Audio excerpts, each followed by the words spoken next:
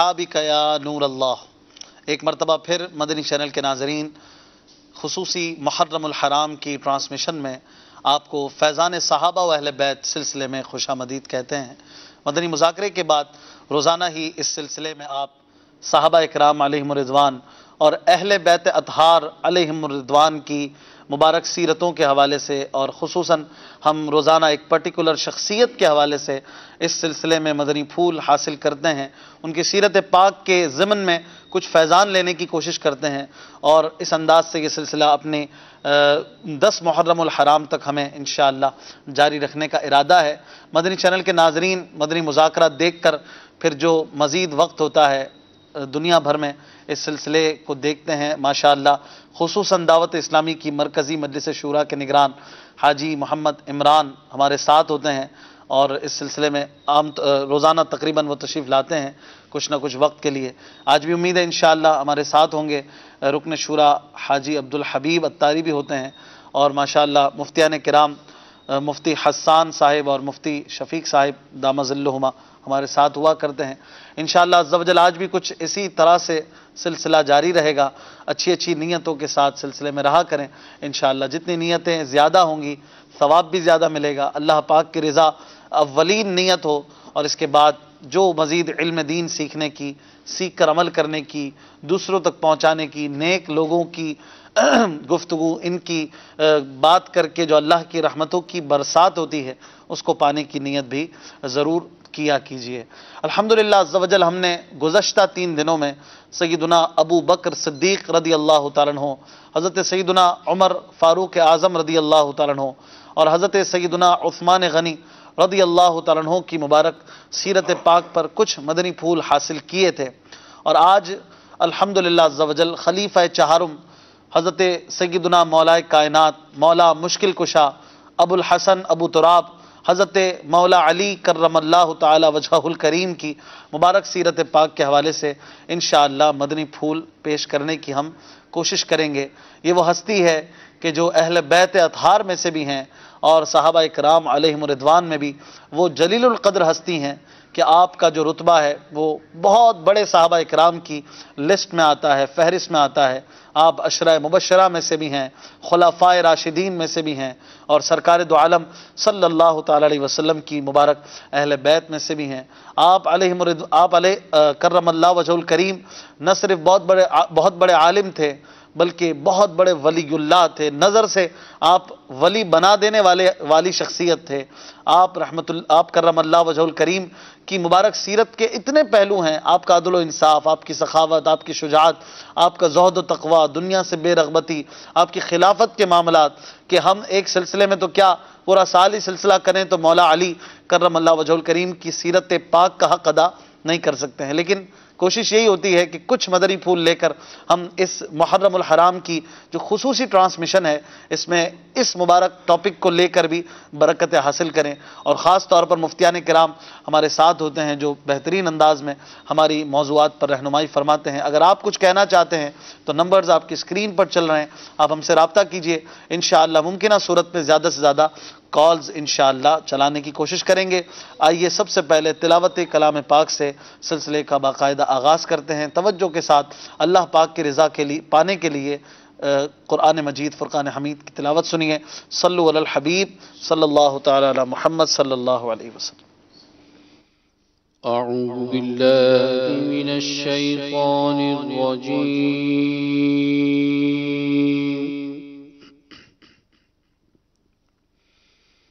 بسم اللہ الرحمن الرحیم،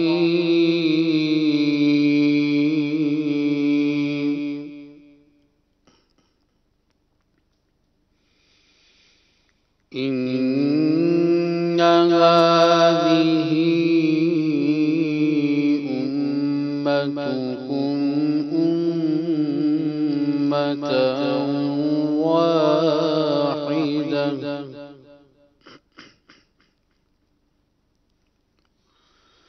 وأنا ربكم فاعبدون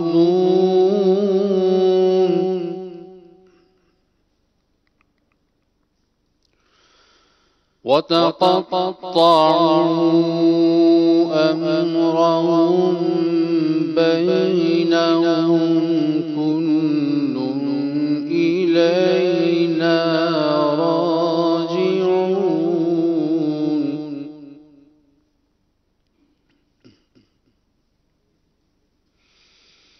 فمن يعمل من الصالحات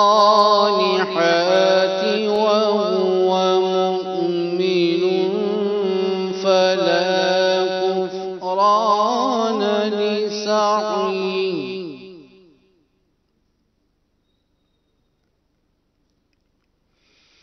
وإنا له كاتبون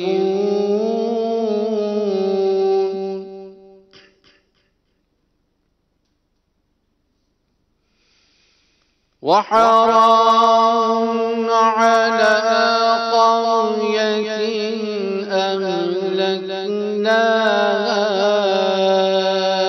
أنهم لا يرجعون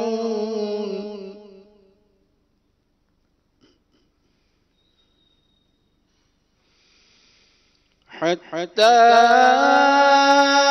إذا فتحت يأجوج ومأجوج وهم من كل حدب ينسلون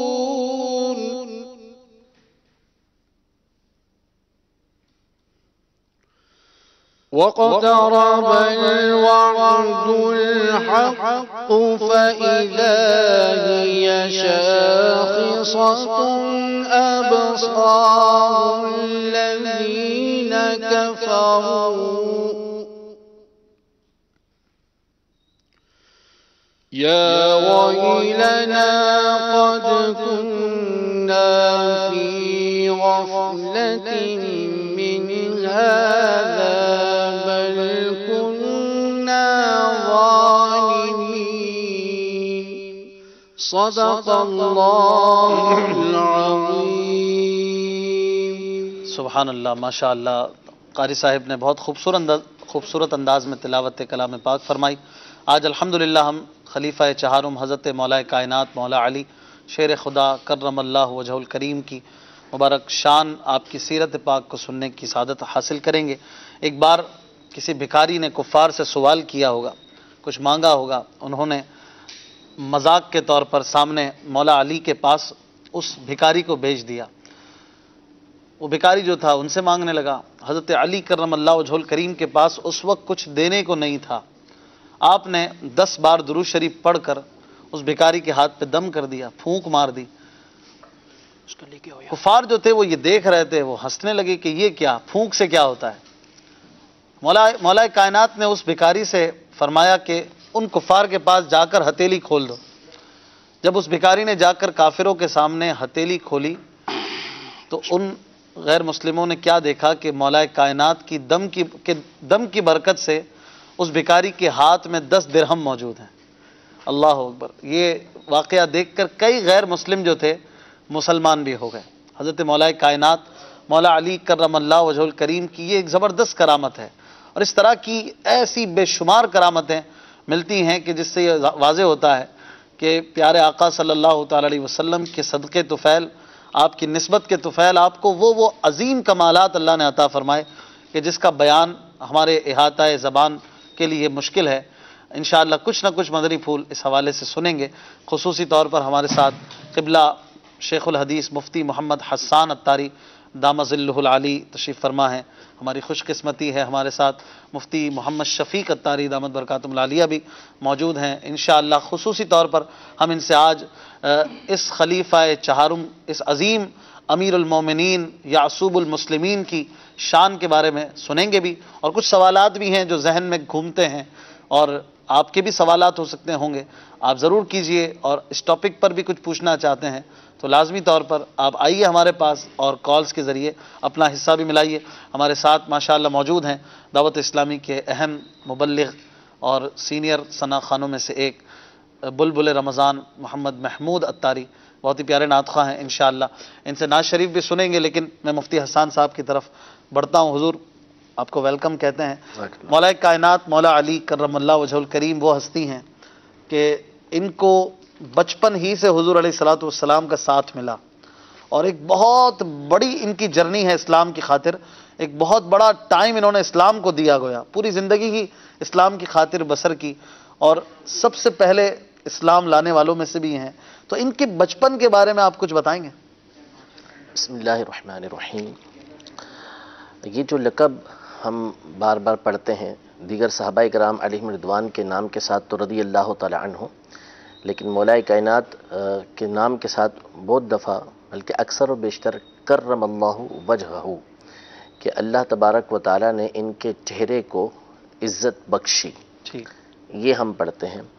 امام اہل سنت رحمۃ اللہ تعالی علیہ نے فتاوی رضویہ میں 28ویں جلد کے اندر، اور حافظ ابن حجر حتمی رحمۃ اللہ تعالی علیہ نے فتاوی حدیثیہ کے اندر اس بات کو تفصیل کے ساتھ بیان کیا ہے کہ مولا کائنات کرم اللہ تعالی وجہہ الکریم کی یہ ہستی ہے کہ اول تو امام اہل سنت نے بڑے خوبصورت جملے ارشاد فرمائے کہ کس طرح بچپن سے ہی آنکھ کھولی تو نبی کریم صلی اللہ تعالی علیہ وآلہ وسلم کے چہرے کو دیکھا، حضور علیہ الصلوۃ والسلام کے سایہ عاطفت کے اندر ہی آپ نے پرورش پائی، تمام چیزیں حضور علیہ الصلوۃ والسلام سے سیکھتے رہے، اور سن بلوغت سے پہلے ہی آپ نے جو ہے وہ اسلام کو قبول کر لیا تھا، یعنی بچوں میں سب سے پہلے اسلام لانے والے آپ ہی تھے۔ تو یہ جو لقب استعمال ہوا کرم اللہ وجہہ، یہ اب ہمارے یہاں تو مولا کائنات کے ساتھ ہی خاص ہے، البتہ پچھلے جو ہمارے بزرگ گزرے اسلاف جو ہمارے ہیں ان میں صدیق اکبر رضی اللہ تعالی عنہ کے لیے بھی یہ لفظ، یہ جملہ استعمال ہوتا تھا، لیکن جو اکثر استعمال ہے، زیادہ استعمال ہے، وہ مولا کائنات رضی اللہ تعالی عنہ ہی کے لیے ہے۔ اس کی وجہ یہ ہے کہ یہ دو ہستیاں وہ ہیں کہ جنہوں نے اسلام اور کفر یہ دونوں زمانے کو پایا، یعنی اس وقت کو بھی پایا جبکہ کفر ہر طرف پھیلا ہوا تھا، شرک ہر طرف پھیلا ہوا تھا، اور لوگ جو ہے وہ کفر و شرک کے اندر مبتلا تھے، لیکن دونوں جو حالتیں تھیں، دونوں زمانے تھے، چاہے وہ اسلام کی تشریف آوری کے بعد ہو یا اسلام کی تشریف آوری سے پہلے ہو، اللہ نے دونوں کے چہروں کو اس بات سے محفوظ رکھا کہ وہ اس زمانے کے اندر بھی کسی بت کے آگے جھکتے، واہ، کسی غیر خدا کے آگے، کسی غیر خدا کے سامنے ان کا چہرہ جھکا ہی نہیں، کبھی انہوں نے غیر خدا کی عبادت کی نہیں۔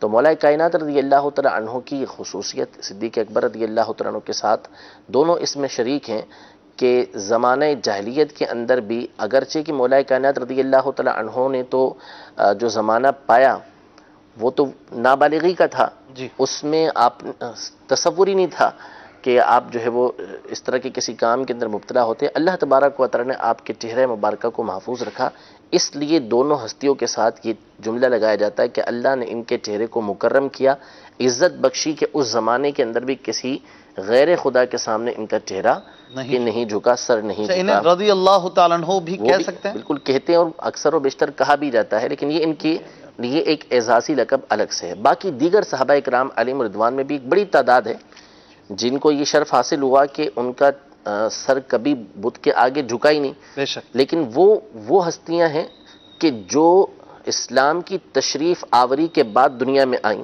جیسے عبداللہ بن زبیر رضی اللہ تعالی عنہ مہاجرین میں سب سے پہلے صحابی تھے کہ جن کی ہجرت کے بعد ولادت ہوئی، وہ اسلام میں ہی پیدا ہوئے۔ نعمان بن بشیر رضی اللہ تعالی عنہ ہیں کہ جو انصاری صحابہ میں سب سے پہلے تھے کہ ہجرت کے بعد سب سے پہلے مدینہ منورہ میں انہی کی ولادت ہوئی، اور مسلمان بہت خوش ہوئے اس پہ۔ ہاں، تو اب یہ جو ہستیاں ہیں ان کے چہرے بھی بت کے سامنے کبھی نہیں جھکے، لیکن انہوں نے وہ زمانہ ہی نہیں پایا صحیح، کہ جس کے اندر کفر و شرک اس طرح عام تھا اور اسلام کی بھی تشریف آوری نہیں ہوئی تھی۔ تو مولا کائنات رضی اللہ تعالی عنہ کو یہ خصوصیت جو ہے وہ بچپن سے ہی اللہ تبارک و تعالی نے عطا فرمائی، اور بہت سارے فضائل آپ کے جو کمالات ہیں، اور جتنی نبی کریم صلی اللہ تعالیٰ علیہ وآلہ وسلم کی آپ سے محبت ہے، اور آپ کو جو حضور علیہ الصلوۃ والسلام سے محبت ہے اس سے کتابیں بھری ہوئی ہیں، احادیث طیبہ بکثرت اس حوالے سے موجود ہیں۔ جنت میں اہل جنت کے اندر آپ کا جو مقام و مرتبہ ہوگا وہ نبی کریم صلی اللہ تعالیٰ علیہ وسلم نے بیان فرمایا کہ کتنا بلند و بالا ان کا مقام ہوگا، کہ ایک حدیث پاک کے اندر ہے، ارشاد فرمایا کہ حضرت علی کو اہل جنت اس طرح دیکھیں گے جنت میں جس طرح دنیا والے آج ثریا ستارے کو دیکھتے ہیں. اللہ اللہ. یعنی جس بلندی پر آج ثریا ستارہ بلند و بالا ستارہ ہوتا ہے، اس طرح لوگ اس کو دیکھتے ہیں. تو حضرت علی کو جو اللہ تبارک و تعالی مقام اور مرتبہ عطا فرمائے گا، جس بلندی پر وہ ہوں گے، ایسے ہی سر اٹھا کے ان کو دیکھنا پڑے گا. سبحان اللہ. حضرت مولا کائنات کی بچپن کے حوالے سے گفتگو ہوئی، تو آپ کی تربیت بھی حضور علیہ الصلوۃ والسلام کے زیر سایہ ہوئی، وجہ یہ تھی، پرورش بھی حضور نے فرمائی. جی بالکل، اس لیے کہ نبی کریم صلی اللہ تعالیٰ علیہ وآلہ وسلم کے والد گرامی تو آپ کی پیدائش سے پہلے ہی دنیا سے تشریف لے گئے. والدہ بھی 6 سال کی عمر میں جو ہے وہ انتقال فرما گئیں.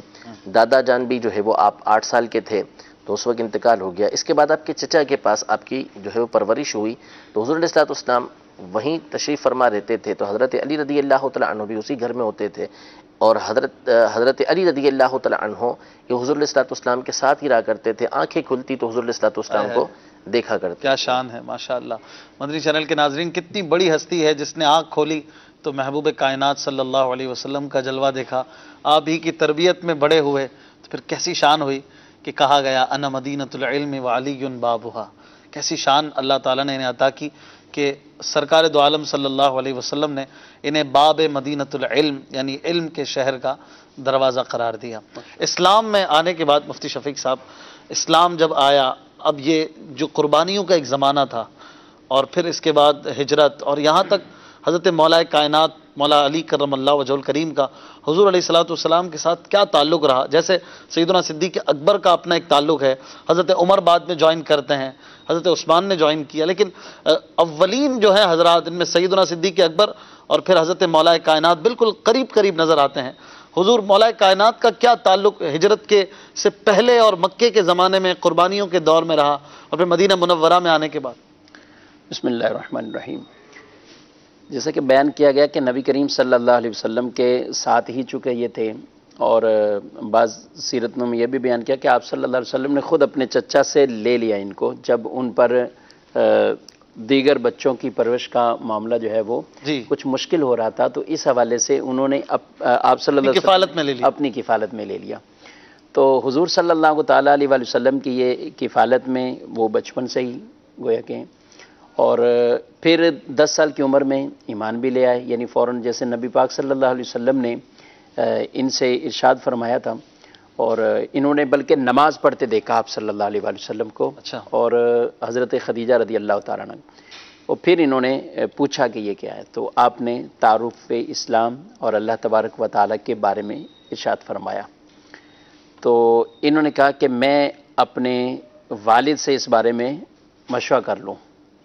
تو آپ صلی اللہ علیہ وسلم نے فرمایا کہ اس بارے میں ابھی تم جو ہے وہ کسی اور کو نہ بتاؤ.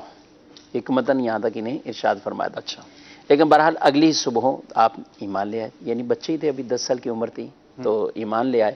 پھر اس کے بعد آپ صلی اللہ تعالیٰ علیہ وسلم کے مائیت اور وہ صحبت میں کس قدر قربانیاں انہوں نے دی ہیں، اور اسلام کے لیے انہوں نے کتنی قربانیاں دی ہیں. 10 سال کی عمر سے لے کر شہادت تک کے واقعات اگر ہم پڑھ لیتے ہیں تو اس میں نبی پاک صلی اللہ علیہ وسلم کی صحبت اور معیت ایسی تھی کہ ہجرت کے وقت ہر ایک آدمی کو ڈر خوف بھی تھا کہ کسی کو پتہ نہ چل جائے کہ میں ہجرت کر کے جا رہا ہوں، کیونکہ جو ہجرت کر کے جائے گا اس کے لیے بھی بڑی مشکلات والے معاملات تھے، اور مکے میں رہنا وہ بھی ایک مشکل معاملہ تھا. لیکن بہرحال مکے سے زیادہ جو ہجرت کر کے جائے گا اس کے لیے مشکل معاملات تھے کہ وہ کسی نہ کسی طرح ان کی پکڑ اور گرفت میں آئے گا تو وہ اس کو چھوڑیں گے نہیں کفار.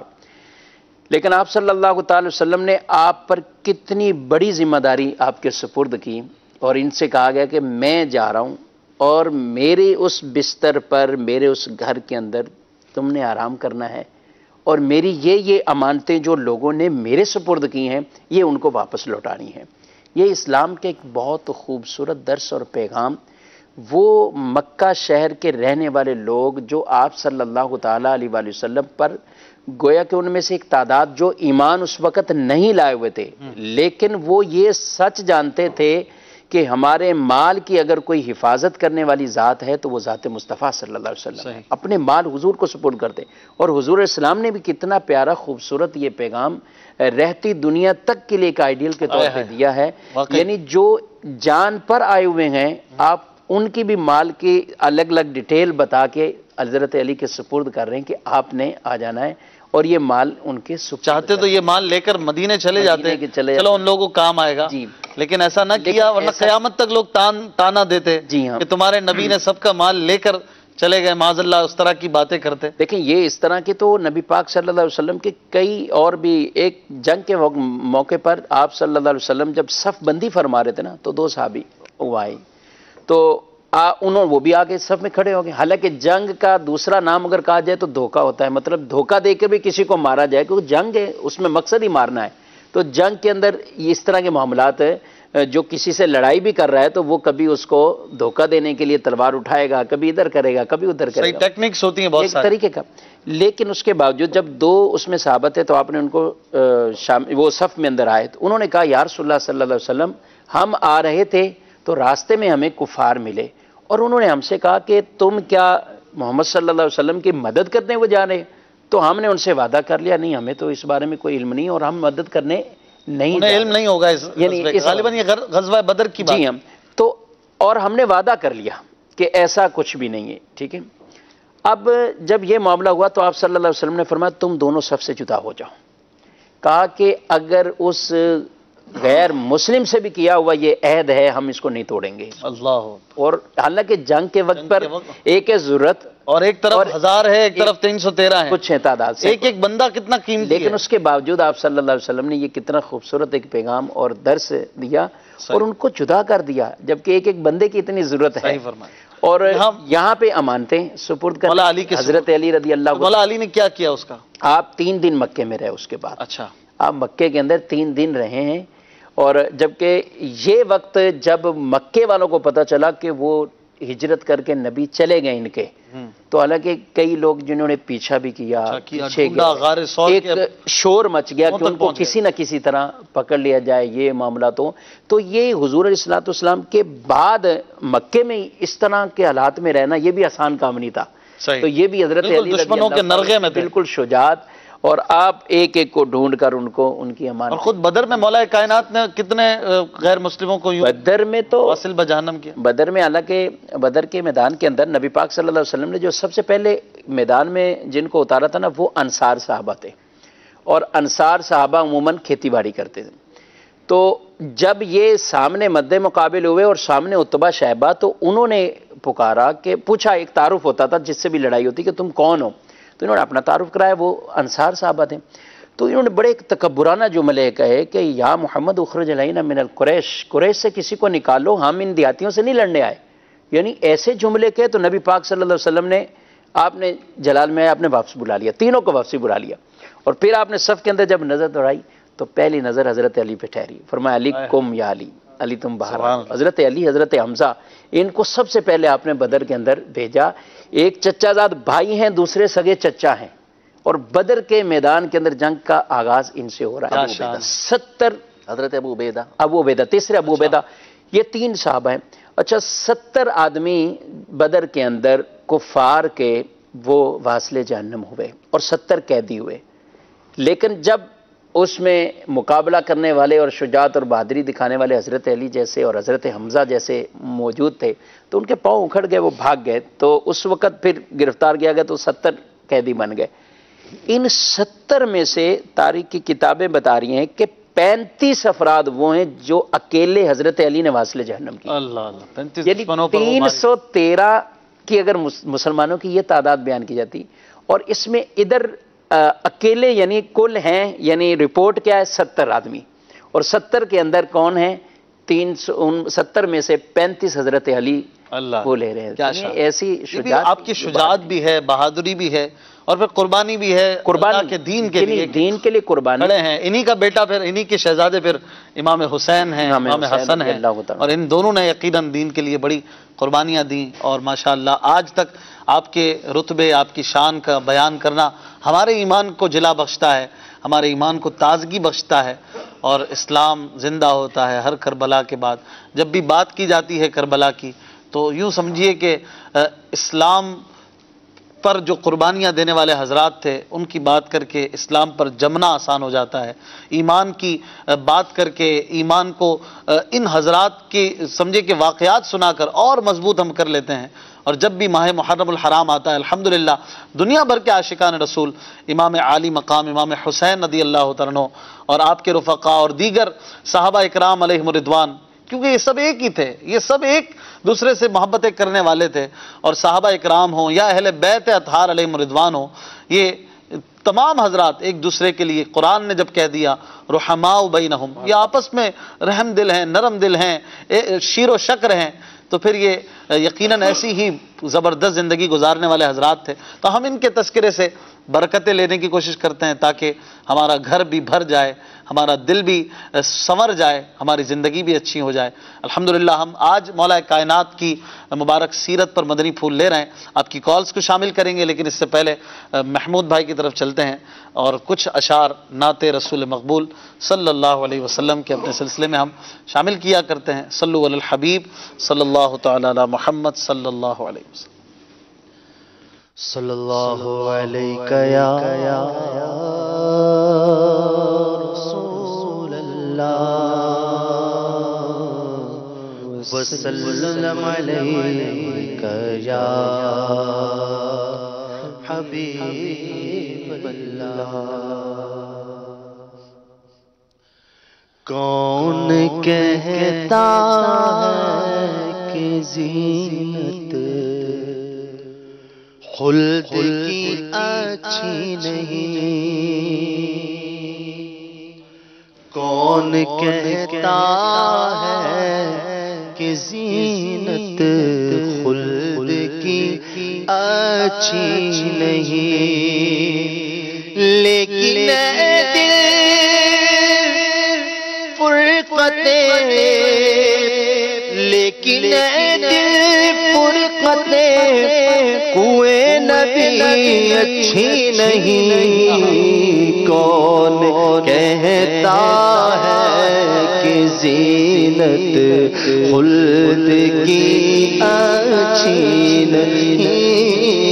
کون کہتا ہے کہ زینت خلد کی اچھی نہیں؟ رحم کی سرکار میں پرسش ایسوں کی بہت رحم کی سرکار میں پرسش ایسوں کی بہت.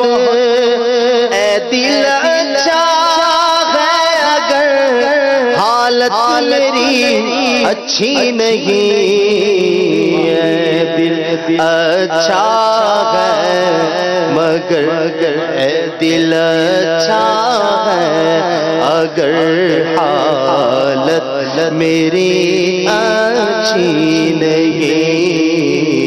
کون کہتا کہ زینت خلد کی اچھی نہیں؟ اس گلی سے دور رہ کر کیا جیے غم کیا مرے؟ اس گلی سے دور رہ کر کیا جیے غم کیا مرے؟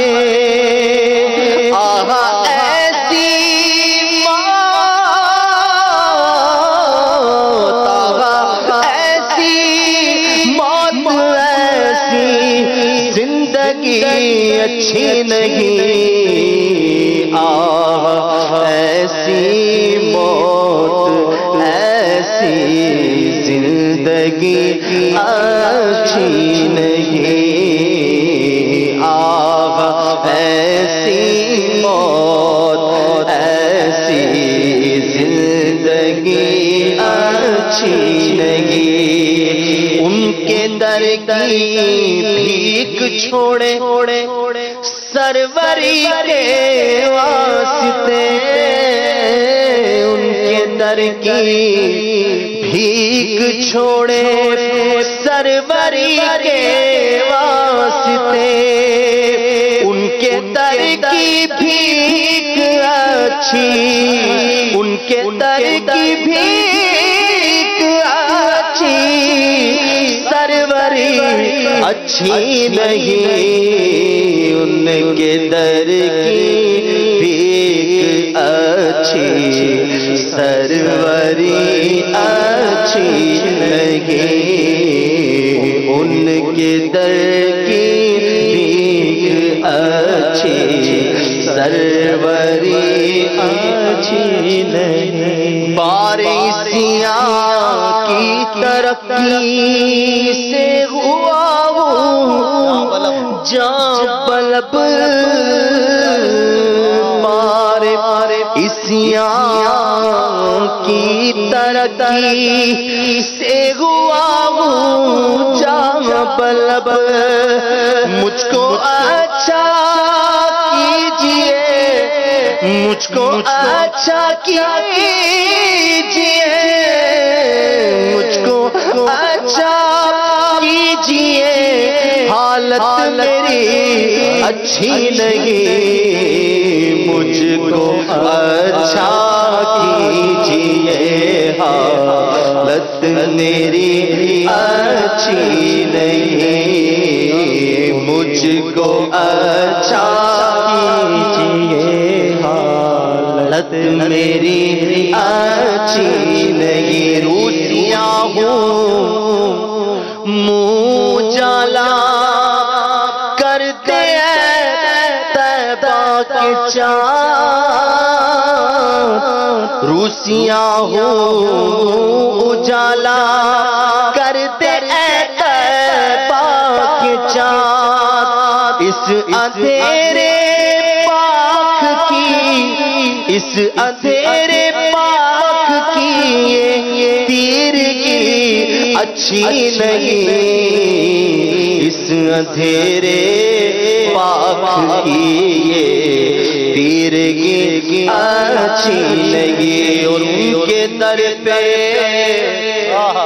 موت، ان کے در پہ موت آ جائے تو جی جاؤں، حسن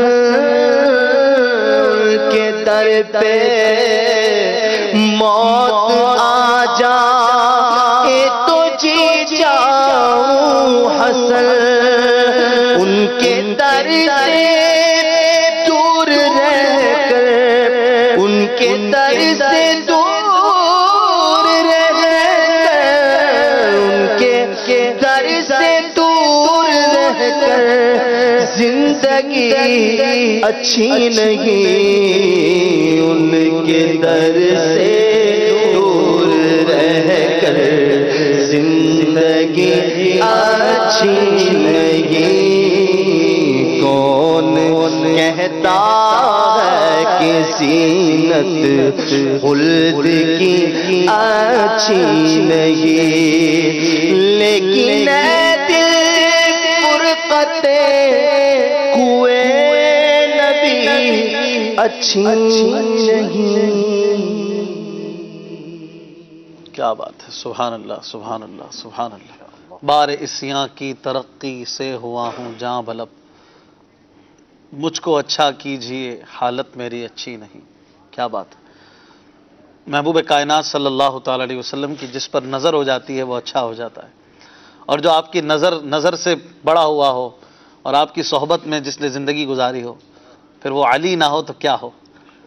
نام میں بھی اللہ تبارک و تعالی نے کیسی شان رکھی ہے کہ نام میں ہی آپ کی شان نظر آتی ہے، بلندی نظر آتی ہے۔ ابو تراب بھی آپ کی کنیت ہے، اور بھی کچھ کنیتیں ہیں۔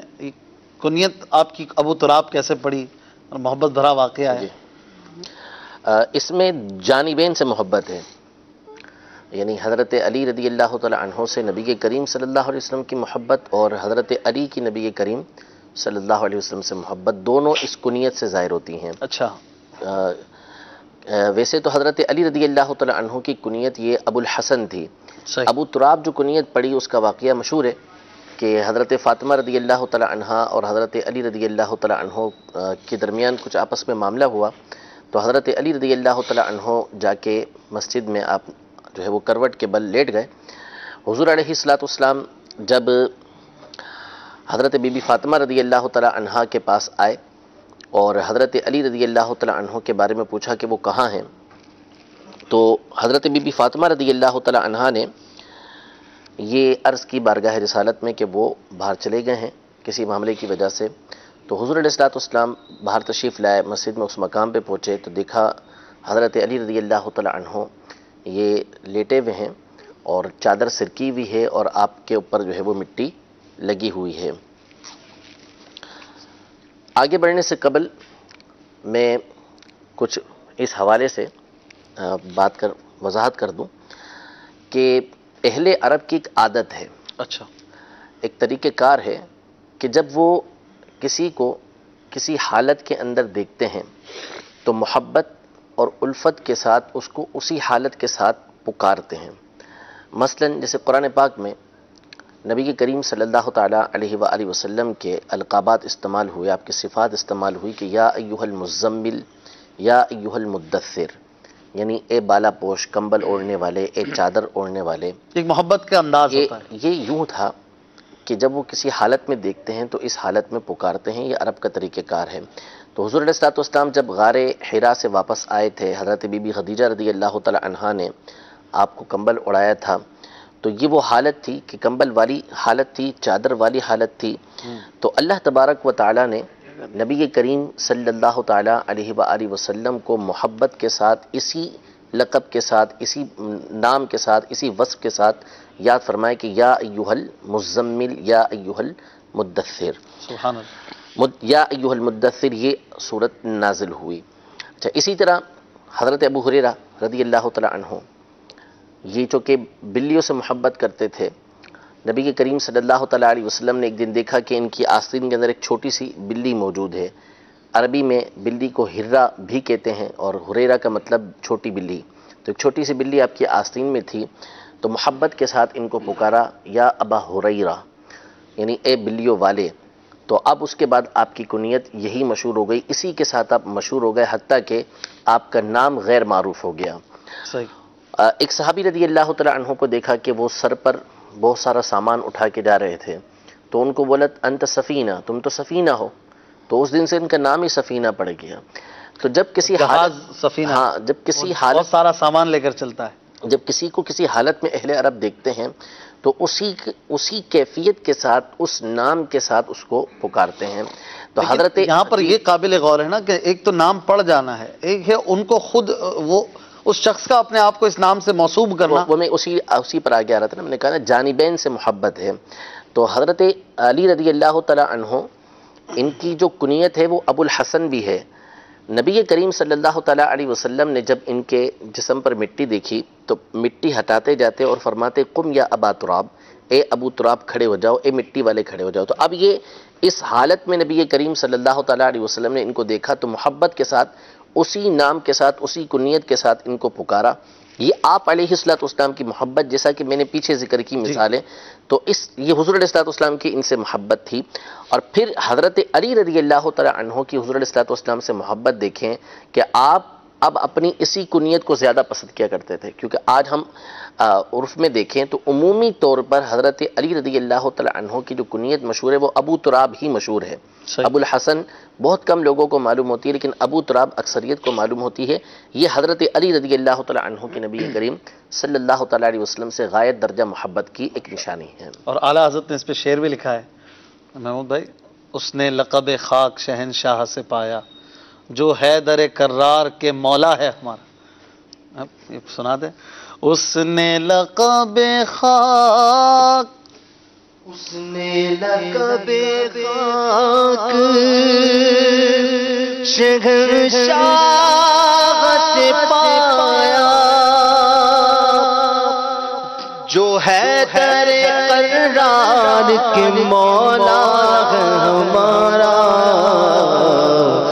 جو ہے در قرار کے مولا ہے ہمارا۔ اعلیٰ حضرت کے در سے جو مولا مشکل کشا اور اہل بیت کی محبت مفتی صاحب ملتی ہے، وہ اس کی تو بات ہی الگ ہے۔ اعلیٰ حضرت نے جگہ جگہ شاعری میں، اپنی تصنیفوں میں، اپنے انداز میں جو سیدوں کے ساتھ، جو آل علی کے ساتھ جو انداز اختیار کیا ہے، اس بارے میں کچھ مختصراً فرمائیں گے؟ سادات اکرام یعنی اہل بیت سے محبت، آپ کے اگر ہم بچوں کو، بھانجوں، بھتیجوں، ان کے نام اگر اکٹھے کیے جائے نا، ان میں عورتوں کے بھی یعنی بچیوں کے بھی اچھا۔ اور بیٹوں کے بھی، تو بکثرت نام ایسے جو اہل بیت اطہار کے نام ہیں۔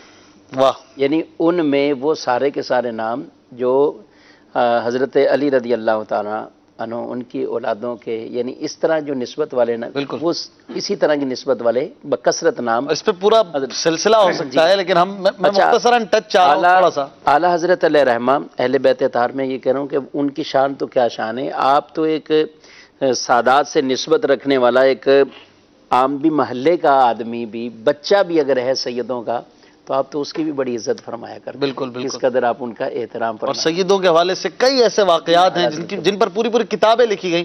اعلیٰ حضرت سید زادوں کا احترام کیسے کرتے تھے، ایون اپنی محفل میں نیاز بھی تقسیم ہوتی تو سید زادوں کو 2 ملتے، ڈبل دیتے تھے۔ سید زادوں کے لیے ایک الگ ہی انداز ہوتا تھا، سبحان اللہ۔ اور پھر اشعار میں بھی جگہ جگہ مولا کائنات کی تعریف کرار کرتے ہیں نا، کرار بھی آپ کا لقب ہے، کرار پلٹ پلٹ کے وار کرنے والا، حیدر کرار آپ کو جو کہا جاتا نا۔ تو حیدر کیا ہے؟ یہ بھی شیر، اور یہ آپ کا نام غالباً والدہ نے رکھا تھا؟ والدہ نے رکھا ہے۔ تو جو اس طرح کے ان کے ارد گرد یعنی ان کے القابات ہوں، نبی پاک صلی اللہ علیہ وسلم نے اسد اللہ بھی ان کو، اسد اللہ، اللہ کا شیر، یہ بھی آپ کو لقب ملا ہوا ہے سبحان اللہ، خود رسول اللہ صلی اللہ علیہ وسلم کی بارگاہ سے۔ تو یہ آپ رضی اللہ تعالیٰ عنہ کی خصوصیات ہیں، یعنی اس طرح کے آپ نے القابات بھی پائے اور اسلام کے لیے اس طرح کی آپ نے قربانیاں بھی۔ ظاہری طور پر آپ کرم اللہ وجہ الکریم کوئی بہت زیادہ مالدار اور اس طرح سے نہیں تھے، ظاہری طور پر یوں تو نوازنے والے ہیں دنیا بھر کو، لیکن اس کے باوجود قرآن پاک نے بھی اور کئی جگہوں پر ان کی خیرات کرنے کی جو عادت ہے، جو سخاوت کی عادت ہے، اس کی بڑی تعریف کی جاتی ہے۔ ایک تو ہوتا ہے مالدار، بہت زیادہ مال ہے، وہ سخاوت کر رہا ہے، وہ بھی یقیناً ایک محمود عمل ہے، لیکن جیسے کہ وہ آیت مبارکہ ہے سورہ بقرہ میں، غالباً یہ سورہ آل عمران، سورہ بقرہ میں یہ الذین ینفقون اموالہم باللیل والنہار سرا وعلانیہ، سورہ بقرہ یہ، سورہ بقرہ۔ تو اس میں بھی صدر الافاضل مفتی نعیم الدین مراد آبادی علیہ رحمٰن نے لکھا ہے کہ یہ مولا مشکل کشا کی شان میں اللہ پاک نے نازل فرمائی جب انہوں نے 4 درہم ہی تھے ہی 4 درہم، چاروں خیرات فرما دیے۔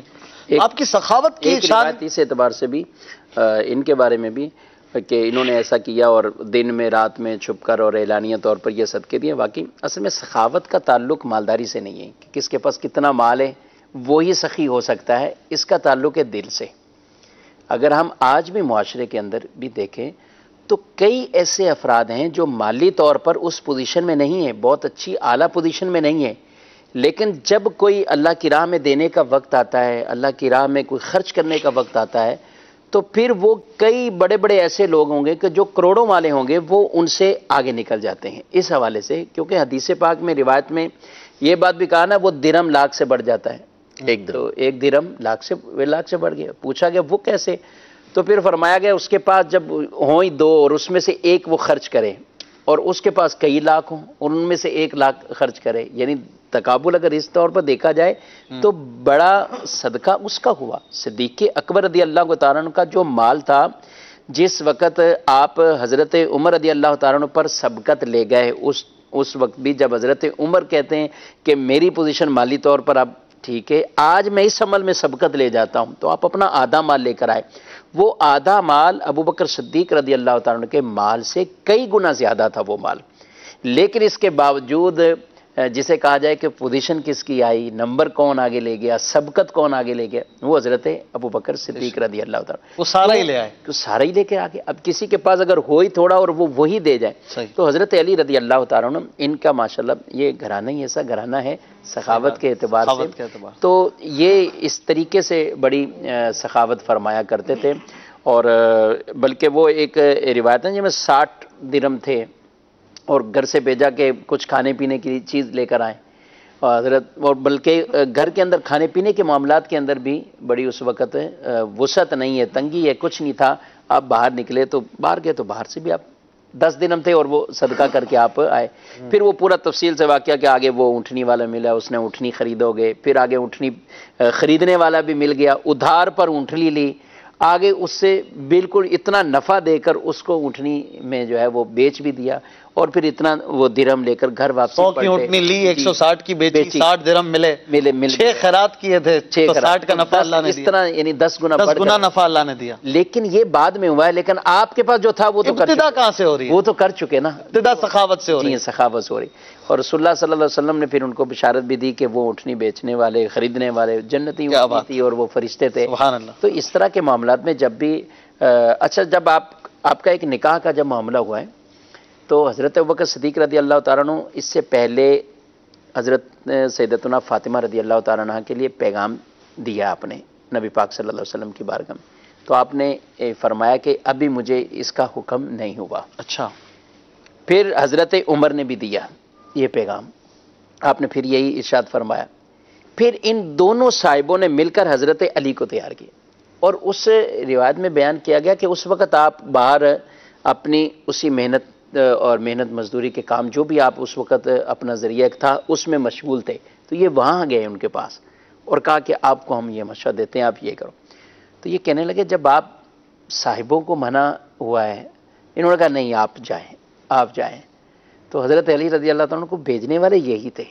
یہ دونوں صاحب, اور ان کی آپس میں بڑی محبت اور آپس میں بہت ایک پیار اور والا تعلق ہے. حضرت علی کا خود یہ قول ہے, آپ خود یہ ارشاد فرماتے ہیں میری محبت اور ابو بکر اور عمر کا بغض ایک جگہ جمع نہیں ہو سکتا. سبحان اللہ. یعنی جس جگہ میری محبت اور ساتھ یہ بغض والا معاملہ ہو, یہ ایک جگہ جمع, مومن کے قلب کے اندر یہ جمع نہیں ہو سکتا. تو آپ خود آئے ہیں, آپ آئے نبی پاک صلی اللہ علیہ وسلم کی بارگاہ میں, وہ بھی تفصیل سے وہ واقعہ ہے کہ آپ آ کے بیٹھے ہیں. تو یہ تو آقا صلی اللہ علیہ وسلم وہ ہیں آنے والوں کے دلوں میں پیدا ہونے والے سوالات بھی پہلے ارشاد فرما دیا کرتے تھے, تو پتہ تھا کہ کس مقصد کے لیے علی یہاں پر آئے ہیں. تو بہرحال جب انہوں نے اظہار کیا, جب ان سے پوچھا گیا, تو پھر اللہ تعالیٰ کا پیغام بھی آیا, اور نبی پاک صلی اللہ علیہ وسلم نے فرمایا کہ ان کا نکاح آسمانوں میں ہو چکا ہے, اب مجھے حکم ہوا ہے کہ زمین پر بھی میں کر دوں. اس وقت آپ کے پاس مالی طور پر صرف کچھ بھی نہیں, ایک زیرہ تھی جسے آپ بیچنے کے لیے نکلے تھے کہ یہ حق مہر کی تیاری کرنی ہے اس زیرہ کو, اور وہی زیرہ آپ بیچنے کے لیے بازار کی طرف گئے, اور جو عثمان غنی رضی اللہ تعالیٰ عنہ نے خرید کر بلکہ اس کی قیمت بھی آپ کو دی, زیرہ بھی آپ کو واپسی کر کے ان کو بھیجا تھا. لیکن اس پوزیشن میں بھی سخاوت جو ہے یہ جاری ہے. جی ہاں, اور یہ آپ کی مبارک نسل کا ایک خاصہ ہے. بالکل. کسی نے کہا نا, آؤ در زہرا پر پھیلائے ہوئے دامن ہے نسل کریموں کی لجپال گھرانہ ہے.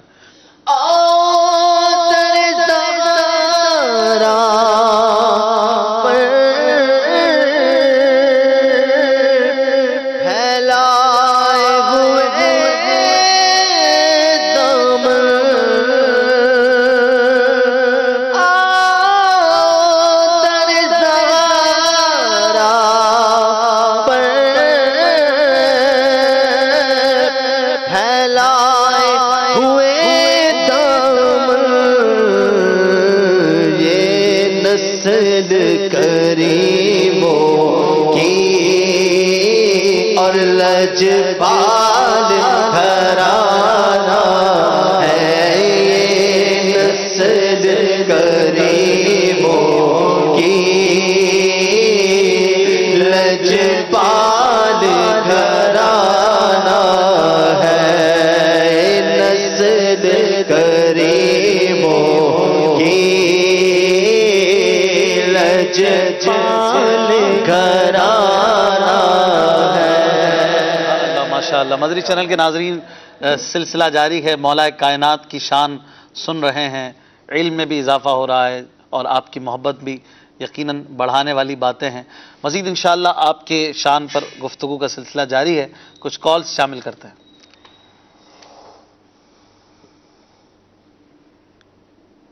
جب کوئی آدمی یا نعت خوان نعت پڑھ رہا ہو یا تلاوت کر رہا ہو تو کیا اس دوران دل میں دعا مانگ سکتے ہیں کہ نہیں؟ برائے مہربانی جواب ارشاد فرما دیں. السلام علیکم ورحمۃ اللہ وبرکاتہ. وعلیکم السلام ورحمۃ اللہ. نعت کے دوران تو کوئی مسئلہ نہیں, بلکہ نعتیں بہت دفعہ مناجات کی صورت میں یا استغاثے کی صورت کے اندر ہوتی ہیں, تو وہ تو مانگی ہی جا سکتی ہیں. اور قرآن پاک کی تلاوت کے حوالے سے احکام الگ ہیں کہ اگر تو وہ سننے ہی کے لیے حاضر ہوا ہے تو اس کے اوپر سننا فرض ہوتا ہے، اور سننے کی غرض سے حاضر نہیں ہوا تو اگرچہ سننا فرض نہیں لیکن پھر بھی اسے سننا چاہیے. تو زبان سے تو وہ دعا نہیں مانگے گا اس وقت میں، البتہ یعنی جب کہ وہ سننے کے لیے حاضر ہوا اس کے اوپر فرض ہو چکا، دل کے اندر دعا مانگنے میں حرج نہیں ہے، دل کے اندر وہ دعا کر سکتا ہے، لیکن اس سے اس کی توجہ بٹے گی. تو توجہ نہیں بٹنی چاہیے، توجہ اس کی قرآن پاک کے سننے کی طرف رہنی چاہیے. تو جس وقت قرآن پاک پڑھا جا رہا اس وقت توجہ کے ساتھ وہ قرآن پاک کو سنیں، جب قرآن پاک پڑھ کے فارغ ہو جائیں تو اس کے بعد دعا کریں، پھر دعا مانگیں. جی اگلی کال. کتاب سوال ہے کہ اہل بیت اطہار سے کون سے حضرات مراد ہیں، اور آل اور اہل بیت ایک ہی ہیں یا ان میں فرق ہے؟ جی مفتی صاحب، اہل بیت سے کون لوگ مراد ہیں؟ دیکھیں، اہل بیت اطہار رضی اللہ تعالیٰ عنہ سے جو مراد ہے نبی پاک صلی اللہ علیہ وسلم کے گھر والے، یعنی آپ کی تمام ازواج مطہرات اور حضرت علی، حضرت فاطمہ اور ان کی اولادیں، یہ سب مراد ہیں. مختلف روایات کا خلاصہ، یعنی دیگر جو اولاد ہیں وہ بھی حضور علیہ السلام کے اس میں شامل ہیں. شامل آل طویل، آل جو ہے وہ وسیع معنی کے اندر ہے، آل وسیع معنی. آل وسیع معنی میں اہل بیت اطہار بالکل خاص گھر والے، اور آل کے معنی میں ایک تو یہی اہل بیت کے معنی میں بھی لیا گیا ہے، اور آل جو ہے وہ پوری امت کے معنی میں لیا گیا، ہر متقی کو، کہ کل صحابہ کو بھی آل محمد، کہ ہر متقی آل محمد ہے، اس کو بھی ذکر کیا گیا ہے. تو اہل بیت اطہار یہ خاص ہیں. اچھا اگلی کال. ہندو گجرات جام نگر سے سگے اتار محمد ساجد اتاریس کر رہا ہوں. ماشاء اللہ سلسلہ فیضان صحابہ اہل بیت جاری بساری ہے. مفتی صاحب کی بارگاہ میں عرض ہے کہ کھچڑا پکانے کا رواج کہاں سے شروع ہوا؟ کھچڑا پکانے کا رواج کہاں سے شروع ہوا؟ شروع ہوا جی. اب یہ باقاعدہ تو کوئی تاریخ، حضرت نوح علیہ السلام، وہ تو جی روایت ہے یہ بھی ہے، اور ایک یہ بھی ہے کہ جب کربلا میں مدفون کرنے کے لیے قریبی لوگ آئے، کیونکہ وہ تو بے گور و کفن چھوڑ گئے تھے جو یزیدی لشکر والے تھے، تو جو قریبی گاؤں والے آئے انہوں نے جب ان کو دفنایا تو اس کے بعد جو ہے وہ ان لوگوں نے بھی مختلف قسموں کی دالیں اور چیزیں بنا کے جو ہے وہ کھانا بنایا، اس کو کھچڑا بھی کہا گیا. تو بہرحال بنانا جائز ہے، اور اچھی نیت کے ساتھ کریں گے تو باعث ثواب ہوگا. باقی رہی اس کی تاریخ تو کوئی کنفرم اس کی تاریخ نہیں کی جا سکتی، کوئی مستند ذریعہ اس کا نہیں ہے. ٹھیک. اگلی کال. محمد عمران اتاری سگے اتار عرض کر رہا ہوں. پیارے مفتی صاحب کی بارگاہ میں سوال یہ عرض ہے کہ اگر کسی نے سورہ فاتحہ پڑھی نماز میں اور دوسری سورہ مبارکہ ملانا بھول گیا اور رکوع کی حالت میں چلا گیا، اب اس کو یاد آیا تو وہ لوٹ آیا، اس نے پھر سے قرات کی، تو کیا یہ واجب کے لیے لوٹنے کا حکم کیوں ہے؟ دوسرے واجبات نماز میں چھوٹ جاتے ہیں تو سجدہ سہو کر کے نماز مکمل ہو جاتی ہے، لیکن یہ واجب میں لوٹنے کا حکم کیوں ہے؟ اس پر کچھ تفصیلی کلام فرما دیں، جزاک اللہ خیرہ. مسئلہ سائل نے خود ہی بتا دیا کہ مسئلہ عرض کر دیتا ہوں کہ اگر کوئی شخص سورہ فاتحہ پڑھنے کے بعد سورت ملائے بغیر رکوع میں چلے جاتا ہے، ان رکعتوں میں جہاں سورت کے بعد سورت ملانا واجب ہے، تو اب اگر اس کو رکوع میں یاد آ جاتا ہے تو اس پر واجب ہے کہ وہ واپسی آئے اور سورت پڑھے اور پھر رکوع کرے اور اپنی نماز کو پڑھے اور آخر میں سجدہ سہو کرے. اب انہوں نے پوچھا کہ یہ ایسا کیوں ہے، تو کئی مسائل ہیں جن کے اندر اس طرح کے فرق بیان کیے جاتے ہیں. ایک تو یہ ہے کہ جتنا بھی قرآن پڑھا جائے گا نا، وہ ایک الگ ہے کہ یہ واجب کی مقدار اتنی ہے، سورت ملانا واجب ہے، لیکن ٹوٹل اس پر اطلاق آئے گا قرات جو کہ فرض ہے. یعنی اگر طویل بھی قرات یہ اس طرح کی گئی تو وہ فرض کا ہی اس پر اطلاق آتا ہے. تو بہرحال حکم یہی ہے کہ اگر رکوع کے اندر یاد آ گیا تو وہ واپسی پلٹے اور سورت ملا کر پھر رکوع کرے اور آخر میں سجدہ سہو. اور اگر نہیں لوٹا پھر بھی سجدہ سہو کرنا ہے آخر میں؟ کیا کرنا ہے؟ اگر سورت کے لیے نہ لوٹا اور وہی رکوع اور سجدہ اور پھر آگے اس نے آخر میں سجدہ سہو کر لیا، اگر وہ جیسے بھول جاتا ہے ایک آدمی، حکم شریعت پر عمل تو بھول گیا جیسے، اور اس کو سورت ملانا وہ بھول گیا تھا اور رکوع کے اندر چلا گیا اور اسی طرح اس نے اپنی نماز رکھا تو وہ سجدہ سہو سے ہو جائے گا، سجدہ سہو سے وہ نقص جو ہے وہ پورا ہو جائے گا. ٹھیک ہے. لیکن یاد آنے والے کے لیے واجب یہی ہے کہ واپسی لوٹے. یاد آنے والا بھی نہ لوٹا تو کیا اس کو ہوگا؟ گناہگار ہوگا. اس نے وہ قصدن ترک کر قصدن واجب چھوڑ رہے ہیں. اب کیا ہوگا؟ دوبارہ پڑھنا پڑے گا. وہ جو قواعد صحاف سے کام نہیں وہ کام نہیں ہوگا. جو اصول و قواعد و ضوابط ہیں اس کی روشنی میں حکم یہی بنے گا. ٹھیک ہے، ماشاءاللہ سلسلہ جاری ہے، اور ہم اس سلسلے میں شامل کرتے ہیں ایک اپنا سیگمنٹ جس میں ہم کچھ ایسی غلطیاں، کچھ ایسے معاملات بھی سنتے ہیں جو ہمارے معاشرے میں رائج ہیں اور عوام اس میں غلطی میں مبتلا ہے. کچھ مدنی پھول اس حوالے سے شامل کریں گے، پھر کنٹینیو ہے ہمارا سلسلہ اس ٹاپک پر. مفتی شفیق صاحب مختصر اس پر انشاءاللہ مدنی پھول دیں گے. عوام کی غلطیاں، عوامی غلطیاں جو ہمارا سیگمنٹ ہے یہ چلا دیں. باغ جنت کے ہیں بہرے مدحہ خانے اہل بیت. غلطی بھی یار اکروچ. جی مفتی شفیق صاحب کیا بیان فرمائیں گے آج؟ دو غلطیاں ہیں. ایک عوامی طور پر ہمارے ہاں یہ بات مشہور ہے کہ جیسے جن کا نکاح ابھی محرم سے پہلے جن کا نکاح ہوا ہے، شادیاں ہوئی ہیں، رخصتیاں بھی ہو گئی ہیں، تو محرم کا جیسے ہی چاند نظر آتا ہے تو وہ لڑکی کو میکے بھیجنا بہت لازم سمجھا جاتا ہے، یا میکے والے خود آ کے لڑکی کو لے جاتے ہیں. یعنی وہ یہ ایک غلط کنسیپٹ بن گیا ہے کہ پہلا سال جو محرم کا آئے گا مہینہ، جیسی شادی کے بعد ان کا آئے گا، تو یہ میاں بیوی ایک ساتھ نہیں رہ سکتے. تو یہ غلط ہے، شرعاً بالکل یہ درست نہیں ہے. اور جن خاندان کے اندر بہت اس پر سختی کی جاتی ہے، باقاعدہ تان و تشنیع کرتے ہوئے واپسی بھیج دیا جاتا ہے میکے، تو یہ غلط طریقہ ہے. صحیح. دوسری یہ ہے کہ محرم الحرام شریف کے مہینے میں لوگوں میں یہ بھی مشہور ہے کہ اگر کسی کا 40واں آ رہا ہو یا کسی کا 10واں 20واں آ رہا ہو تو وہ فاتحہ نہیں ہو سکتی. یہاں صرف ایک ہی فاتحہ ہوتی ہے نیاز حسین رضی اللہ تعالیٰ عنہ کے حوالے سے. تو ایسا نہیں ہے، یہ بھی ایک غلط فہمی ہے. اور بھی اپنے مرحومین کو بھی ایصال ثواب کر سکتے ہیں، ان کی بھی فاتحہ کر سکتے ہیں. ہاں جب ان کا بھی دن اس میں آ رہا ہے تو آپ یہی اپنا ایصال ثواب بارگاہ رسالت میں بھی پیش کریں اور ان کے نواسوں کو بھی پیش کریں اور اپنے مرحومین کو بھی کریں. بہرحال 40واں یا 10واں نہ ہو اس کی کوئی حقیقت نہیں. ٹھیک ہے. ایک غلطی مفتی حسان صاحب یہ بھی ہوتی ہے کہ آج کل جیسے ان دنوں میں خاص طور پر اقوال چلائے جاتے ہیں مولا علی کے نام سے. آپ نے بھی دیکھے ہوں گے فرمان علی، فرمان مشکل کشا، اور پھر اس کی اتھینٹسٹی پہ کوئی کلام، کوئی سند، کوئی اس پر حوالہ نہیں ہوتا، ریفرنس نہیں ہوتا. آپ کیا کہیں گے؟ بہت زیادہ ان دنوں میں یہ چلتا ہے. سارا سال ہی چلتے رہتے ہیں. اصل میں مولا کائنات مولا مشکل کشا رضی اللہ تعالی عنہ کے جہاں شجاعت ہے، آپ رضی اللہ تعالیٰ کی جہاں سخاوت ہے، اس میں ایک بہت بڑی آپ کی چونکہ جو خوبی مشہور ہے وہ آپ کی حکمت اور علمیت کی باتیں ہیں. کیونکہ ایک روایت کے مطابق جو ہے وہ انا مدینۃ الحکمتی و علی بابوہا کے الفاظ ہیں. تو حکمت کے بھی آپ شہر کے دروازے ہیں اور علم کے شہر کے بھی دروازے ہیں. تو چونکہ سیدنا علی رضی اللہ تعالیٰ عنہ کی حکمت، آپ کا علم بڑا مشہور و معروف ہے، تو اب کوئی بھی جملہ جو ایسی حکمت والی بات پر، دانائی والی بات کے اوپر مشتمل ہوتا ہے، بڑی عقل مندی کی اس میں بات کی گئی ہوتی ہے، بڑا نکتہ اس کے اندر بیان کیا گیا ہوتا ہے، تو اس کو مضبوط کرنے کے لیے بعض لوگ جو ہے وہ بے خبری کے اندر اپنی جہالت کی بنیاد پر اس کو حضرت علی رضی اللہ تعالیٰ عنہ کی طرف منسوب کر دیتے ہیں. تو یہ طریقہ کار ٹھیک نہیں ہے کہ اگر بات اچھی ہے تو اسے بیان کر سکتے ہیں، اس میں حرج نہیں ہے، لیکن آپ کسی کی طرف منسوب نہ کریں. کیونکہ ہو سکتا ہے کہ جس کو آپ اچھا سمجھ رہے ہوں، جس بات کو آپ دانائی والی بات سمجھ رہے ہوں اور وہ نظر بھی آ رہی ہے دانائی والی بات، لیکن مولا کائنات مولا مشکل کشا رضی اللہ تعالیٰ عنہ کی جو حکمت تھی، جو ان کی دانائی اور ان کی علمیت تھی، ممکن ہے کہ ان کی نظر کے اندر یہ قولی درست نہ ہو.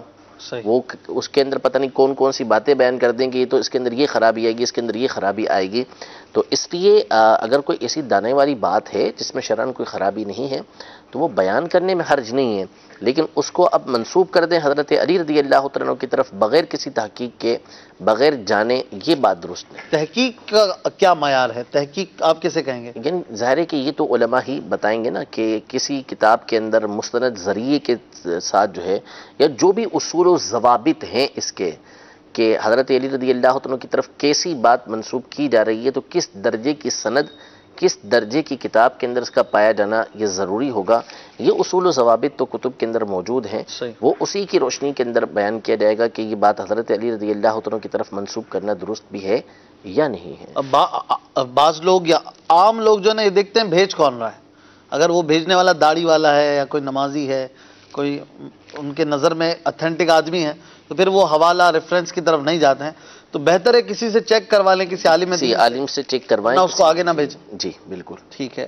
آپ نے مدینۃ العلم کی بات کی، مولا کائنات یقیناً بہت بڑے عالم تھے، خود فرماتے ہیں کہ میں سورہ فاتحہ کی تفسیر چاہوں تو 70 اونٹ بھر دوں۔ بسم اللہ کے با سے کہ یعنی صحیح ہے، سورہ فاتحہ کی تفسیر میں جو ہے وہ 70 سورہ فاتحہ کی تفسیر میں 70 اونٹ بھر دوں۔ جی آپ کی علم دانی بالخصوص قرآن فہمی پر اور قرآن سے محبت پر آپ کیا مدنی پھول دیں گے؟ قرآن سے محبت تو مولا کائنات رضی اللہ تعالیٰ عنہ کی مشہور معروف ہے، اور آپ کی کرامت بھی ہے کہ آپ گھوڑے کے اوپر جب سوار ہوتے تو اس کی ایک رکاب میں، یعنی رکاب جیسے آپ پیڈل کے لئے ہمارے یہاں پر، یعنی ایک اس پاؤں رکھتے اور دوسرے میں پاؤں رکھنے سے پہلے آپ قرآن پاک ختم کر لیا کرتے تھے۔ یہ آپ کی کرامت تھی کہ جس میں وقت سمٹ آتا تھا تو اس وقت کے اندر آپ قرآن پاک کو ختم کر لیا کرتے تھے۔ تو قرآن پاک سے تو حد درجہ مولا کائنات رضی اللہ عنہ کو محبت تھی، اس کی تلاوت کرنا، اس کی تلاوت کے احکام کو بیان کرنا، لوگوں کو ترغیب دلانا، یہ تو آپ کی سیرت کے اندر موجود ہے۔ اور جہاں تک رہا قرآن فہمی کا معاملہ تو خود آپ نے یہ بات بیان کر دی، اور پھر یہ مولا کائنات مولا مشکل کشا رضی اللہ تعالیٰ عنہ سے جو قرآن پاک کی تفسیر مروی ہیں وہ بالکل واضح ہیں کہ جس کے ذریعے پتہ چلتا ہے کہ حضرت مولا مشکل کشا رضی اللہ تعالیٰ عنہ کو قرآن کے اوپر کس قدر عبور حاصل تھا۔ سبحان اللہ۔ تو قرآن پاک آپ بکثرت پڑھا کرتے تھے، اس کی تفسیر آپ بیان کرتے تھے، اور آپ کی جو تفاسیر ہیں وہ کتب حدیث کے اندر موجود ہیں۔ علم آپ نے کیسے سیکھا؟ اصحاب صفہ میں سے تھے کیا؟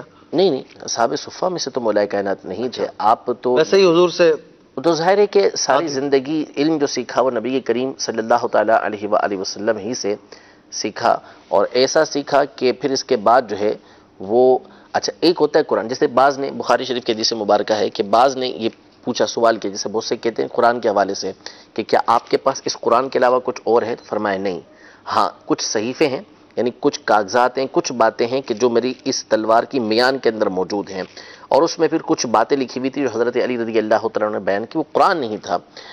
اچھا تو حضرت پھر فرمایا کہ ایک قرآن اور دوسرا جو حکمت دی جاتی ہے، فہم دیا جاتا ہے، وہ ہمارے پاس ہے کہ قرآن کو سمجھنا کس طریقے سے ہے، قرآن کو جاننا کس طریقے سے ہے۔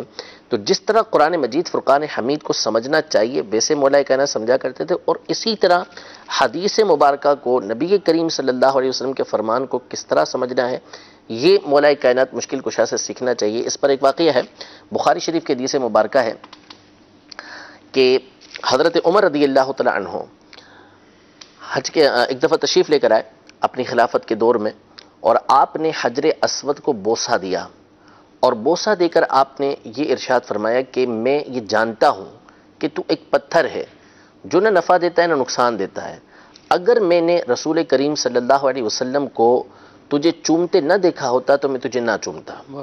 بخاری شریف میں اتنی حدیث مبارکہ ہے۔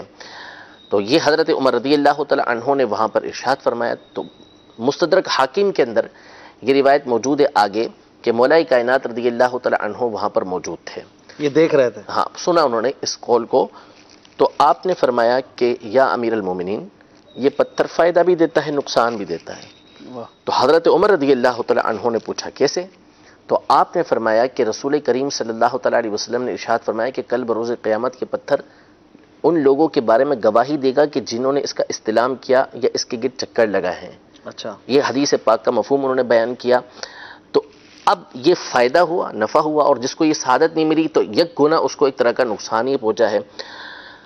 جب حضرت عمر رضی اللہ تعالی عنہ نے یہ سنا تو آپ نے فرمایا کہ میں اللہ کی پناہ چاہتا ہوں کہ میں اس قوم کے اندر زندہ رہوں کہ جس کے اندر اے ابو الحسن تم موجود۔ اللہ اللہ اللہ اللہ، سبحان اللہ۔ تو بات کو سننا، بات کا علم ہونا، اس کے بعد اس کو سمجھنا کیسے ہے، اس سے نتیجہ کیسے نکالنا ہے، یہ مولا کائنات رضی اللہ تعالی عنہ کو خاص طور پر عطا کیا گیا۔ سبحان اللہ۔ اور کتنی بڑی بارگاہ میں، اب یوں کہیے کہ امیر المومنین کو بھی آپ جو ہے وہ ایسے مشوروں سے نواز رہے ہیں، اور یقیناً ایک ایسا مشیر جس کے پاس ہو. تو انہی کی وجہ سے تو فتوحات تھی ساری. یعنی جب بعض اقوال اس طرح کے ملتے ہیں کہ حضرت علی سے پوچھا گیا کہ آپ کی زمانے میں اس طرح فتوحات نہیں ہو رہی، ان کے زمانے میں ایسی فتوحات ہوتی تھی، تو فرمایا ان کے مشیر ہم تھے، ہمارے مشیر تم ہو.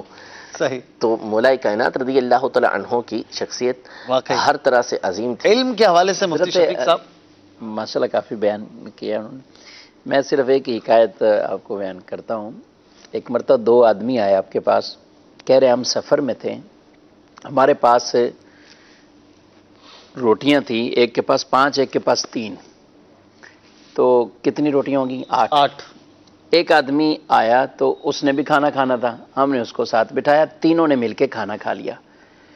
اس نے جاتے ہوئے 8 درہم دیے اور کہا کہ یہ تم آپس میں، یعنی تو وہ 5 والے نے کہا کہ دیکھو میری روٹیاں 5 تو 5 میں رکھ لیتا ہوں، تمہاری 3 تھی 3 تم رکھ لو، سیدھا سیدھا حساب ہے. صحیح. نہیں، جب دیے ہیں تو پھر آدھے آدھے کرو، 4 مجھے دو اور 4 تم رکھو، 5 کیوں رکھو گے؟ تو یہ ان کا معاملہ چلے گیا حضرت علی رضی اللہ تعالیٰ کے پاس. صحیح. آپ نے اس کو مشورہ دیا کہ 3 جو مل رہے ہیں نا وہ ٹھیک ہے، وہ لے لو، 3 جو مل رہے ہیں وہ صحیح ہیں، لے لو، آپ فائدے میں ہو. جس کو 4 چاہیے تھے اس کو فرمایا نہیں، جو 4 مانگ رہا تھا، جس کی روٹیاں 3 تھیں، اس کو کہا تمہیں 3 مل رہے نا، یہ رکھ لو. اچھا. وہ کہنے لگا نہیں، آپ بالکل حساب کتاب سے ہمیں سمجھائیں کہ یہ کیوں میں 3 رکھوں، میں تو 4 رکھوں گا. اچھا. آپ نے کہا جب میں حساب کتاب کروں گا نا کہ تمہیں کتنے ملنے چاہیے 60 میں سے، تو پھر تمہیں وہی ملیں گے جو آئے گا فیصلہ. اس نے کہا ٹھیک ہے، آپ ہمیں سمجھائیں اس کی لوجک کیا ہے، مجھے کیوں آپ کہہ رہے ہیں 3. پھر آپ نے کہا اچھا یہ بتاؤ تمہاری روٹیاں کتنی؟ کہا 3. اس کی کتنی؟ کہا 5. دونوں کو ملایا تو 8 بن گئی. 8 روٹیاں. ہر روٹی کے 3 پیس کیے جائے. اب تقسیم کاری ہے، وراثت میں بھی جب ہم جاتے ہیں نا تو ضرب تقسیم دے کر وہ اس کی تقسیم کاری ہوتی ہے کہ اس کے حصے کتنے نکلیں. فرمایا ہر روٹی کے 3 حصے کیے جائیں تو یہ ہو گئے 24. یہ بنے 24. کھانے والے کتنے تھے تم؟ 3. 24 میں کھانے پیس تھے اور کھانے والے 3 تھے، تو ہر ایک کے حصے میں آئے 8 پیس. صحیح. کہا تمہاری 3 روٹیاں تھی، 3 روٹیوں کے پیس ہوئے 9، 8 تو تم خود کھا گئے. صحیح. ٹھیک ہے.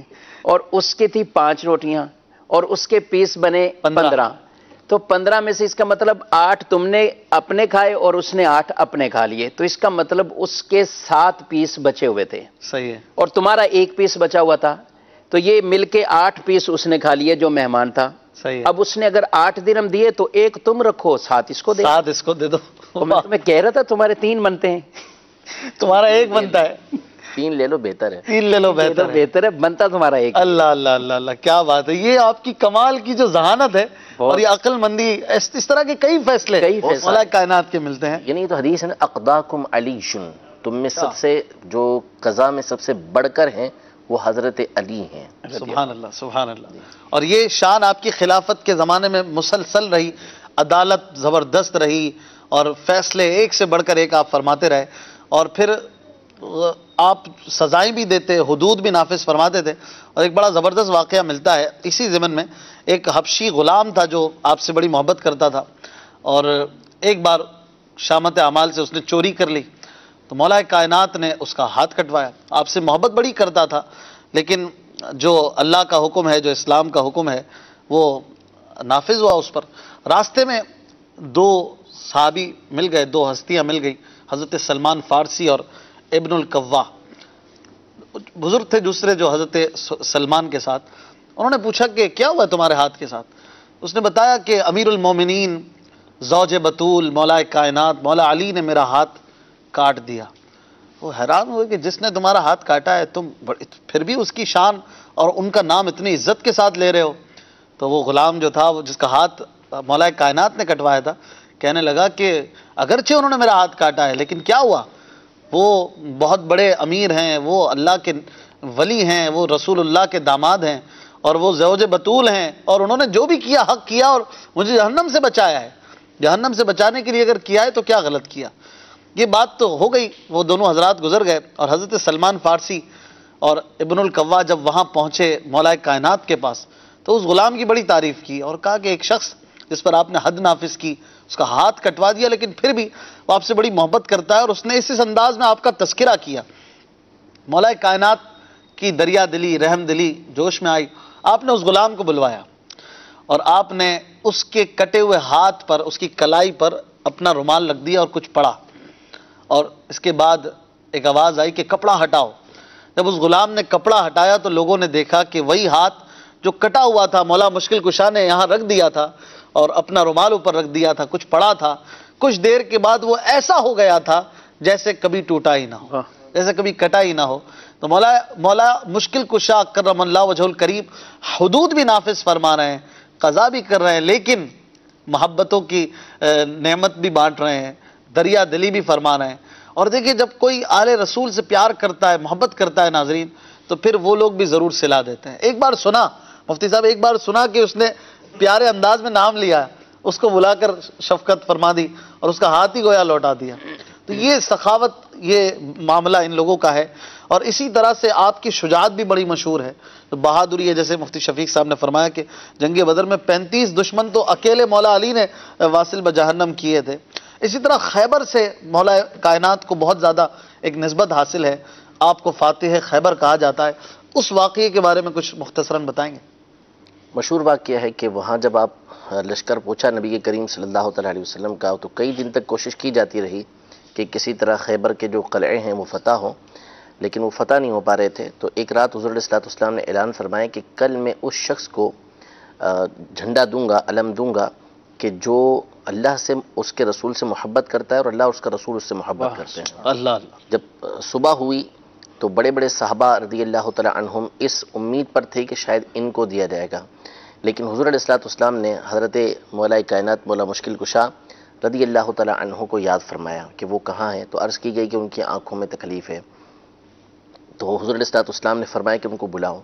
جب حضرت علی رضی اللہ تعالیٰ عنہ حاضر خدمت ہوئے تو حضور علیہ الصلوۃ والسلام نے اپنا مبارک لعاب دہن آپ کی آنکھوں کے اندر ڈالا، اور جو تکلیف تھی وہ فوری طور پر حضرت علی رضی اللہ عنہ کی دور ہو گئی۔ اس کے بعد حضور علیہ الصلوۃ والسلام نے آپ کو جھنڈا عطا فرمایا، قیادت عطا فرمائی، اور آپ نے پھر اپنے لشکر کے ساتھ جب خیبر کے قلعوں پر حملہ کیا تو اس کو فتح بھی کیا، اور وہاں وہ مشہور واقعہ پیش آیا کہ دوران جنگ جو ہے وہ آپ کی ڈھال یہ چھوٹ گئی یا ٹوٹ گئی، تو آپ نے خیبر کا جو قلعہ تھا اس کے دروازے کو اکھیڑ لیا تھا باہر اور اسے پھینکا تھا۔ تو بعد میں جب اس کے اٹھانے کے لیے 40 یا اس سے کچھ زائد افراد انہوں نے کوشش کی تو مل کر نہیں اٹھ پایا تھا۔ اس قدر اللہ تبارک و تعالی نے طاقت مولا کائنات رضی اللہ عنہ کو عطا فرمائی ہے۔ اور حضرت علی رضی اللہ تعالی عنہ کی شجاعت تو وہ ہے کہ جو کائنات کے اندر معروف ہے، یعنی ہر ایک آپ کی طاقت اور آپ کی شجاعت کو جانتا ہی، یعنی ہم کہتے ہی یہی ہیں کہ حضرت ابوبکر صدیق رضی اللہ تعالی عنہ کے لیے کہ ان کی رحم دلی، حضور علیہ الصلوۃ والسلام کی جو ہے وہ صداقت، ان کی صداقت، حضرت عمر کی عدالت، حضرت عثمان کی سخاوت اور مولا کائنات کی شجاعت۔ اور اعلیٰ حضرت کا شعر بھی ہے کہ بہر نہیں، یہ چاروں کے ساتھ پھر اس کے بعد اگلا جو شعر ہے پھر ان کی شجاعت کا ذکر، بہر تسلیم علی میدان میں، صدق و عدل و کرم و ہمت میں، صدق و عدل و کرم و ہمت میں چار سو شہرے گئے، ان چاروں کے 400 شہرے گئے، ان چاروں کے بہرے تسلیم علی میدان میں، بہر تسلیم علی میدان میں، بہر تسلیم علی میدان میں، بہر تسلیم علی میدان میں، سر جھوکے رہتے گئے تلواروں کے، سر جھوکے رہتے گئے تلواروں کے۔